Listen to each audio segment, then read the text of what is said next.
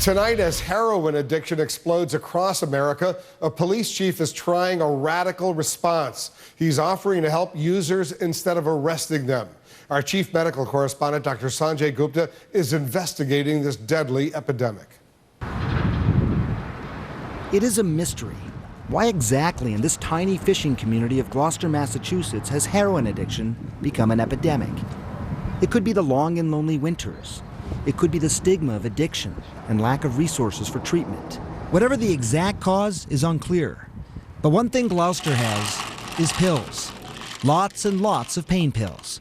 A lot of this addiction came from a very legal and very accepted way to deal with pain. And that's a big problem. Now, Chief of Police Leonard Campanella tells me we could leave the station, walk anywhere up the North Shore, and come back with heroin in just 10 minutes. We're finding it in teenagers, we're finding it all the way up to legislators, judges, police officers, sons, daughters, family members. This has no boundary. So the chief decided on a radical approach, probably best described as the opposite of a war on drugs. He used Facebook to make an offer to the citizens of Gloucester. If you're a user of heroin or opiates, let us help you. We know you do not want this addiction. We have resources here in the city that can and will make a difference in your life. Do not become a statistic. We won't arrest you. We will help you. He had no idea if it would work. He had no idea if anyone would listen. He didn't even know if it was legal. Did you hesitate? I mean, did you have any concerns about this sort of strategy or putting it out there so boldly? No, I think the worst thing they could do was fire me. Did you talk to your wife about it or anybody else before you hit send?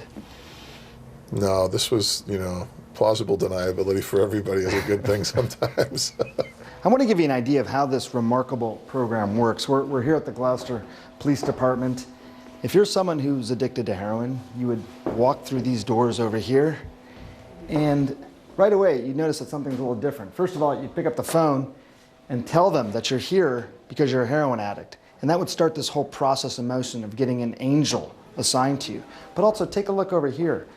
Your needles, you got a sharps container over here, your paraphernalia, your drugs, they go over here. When you start to walk through these doors now, you're not going into the police station to get arrested, but to get help. When we first started this program, it was an end of the war on drugs. And as we started thinking about it, was it really ever a war on drugs, or was it a war on addiction? And I think that we made a statement, at least for our Gloucester residents, that seems to have resonated in a lot of different places, that we are back to working for people who need help. So they'll come in here. And the people are showing up. So far this year, almost 300 people have come through the doors and are now in treatment. And the patients aren't just from Gloucester. Unable to get the help he needed in California, Stephen Lesnikoski got on a plane and came knocking on the chief's door. I showed up here at 3:30 in the morning, and the officers, they treated me with respect and dignity, like I was a normal human being, not any kind of stigma that society is attached to addicts. And I got the help that I needed. The story that led Stephen here was all too familiar. Pills. Did you break your ankle? No, I tore my Achilles heel. Pretty painful, I imagine. Yeah, it was very painful. I couldn't walk for a couple of weeks. I didn't have a cast, but I had to prop my leg up. And that just kind of persistently got worse. I was prescribed Vicodin painkillers for that. How long after you first got that prescription for Vicodin, you hurt your ankle, before you were taking heroin? 18 months. 18 months. Give or take a month or two, about 18 months, less than 2 years. I want to make a really important point. These are FDA-approved, doctor-prescribed pills. This is heroin. They both virtually have the same effect on the brain. The most typical course is someone starts with pills like this, they get cut off, they turn to heroin, which is an illegal drug, but it works fast. It gets you high, and it is very, very cheap.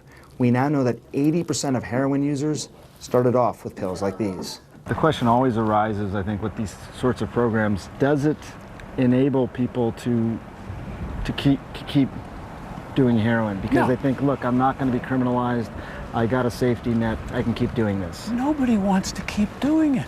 They want to get better. They haven't had the help to get better. This is a chronic relapsing condition. People need help lots of times. We have, as a society, told them that if they relapse, they failed. We've sent all the wrong messages. So people don't want to continue to suffer. The chief knows this because he lives this. You were a plainclothes narcotics detective for some time. You saw these people. I mean, you still see these people, but you really saw them up close, people who were addicted to heroin, who were living that life. We had a mom that was a heroin addict for years. She had a 2-year-old son in her care. We would routinely do search warrants if we knew that she was selling out of the house. And we came in one night, and in the corner was a crib, and it was the 2-year-old, and walked over just to check if that kid was all right. And he immediately put his arms up, and he grabbed me around the neck, and he would not let go. And he stayed like that for 3 hours.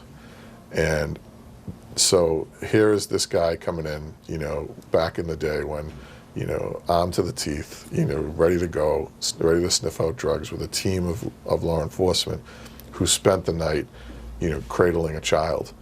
And that stuck with me for a very long time in terms of, you know, where is that child now? You know, the atmosphere that they grow up in.